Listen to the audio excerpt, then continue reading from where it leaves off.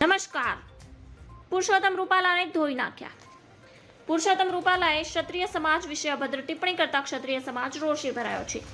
રાજ્યમાં રજપૂત સમાજ દ્વારા આવેદન આપી વિરોધ કરવામાં આવી રહ્યો છે, ત્યારે ચૂંટણીમાં ગંભીર પરિણામો ભોગવવા પડશે તેવી ચીમકી રાજપૂત અગ્રણીઓએ આપી છે. અભદ્ર નિવેદન વિરુદ્ધ ઊંઝા પોલીસ મથકમાં ફરિયાદ દાખલ કરવા માટે અરજી આપવામાં આવી છે.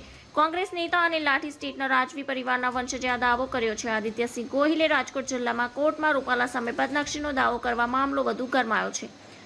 પુરુષોત્તમ રૂપાલાએ માફી માંગી છતાં અભદ્ર ટિપ્પણી મામલે ક્ષત્રિય સમાજનો રોષ યથાવત છે. રાજ્યમાં રૂપાલા સામે ભારે રોષ દિવસે ને દિવસે વધી રહ્યો છે, ત્યારે રાજકોટ લોકસભા બેઠકના ઉમેદવાર પુરુષોત્તમ રૂપાલા સામે કોર્ટમાં બદનક્ષીનો દાવો કરાયો છે.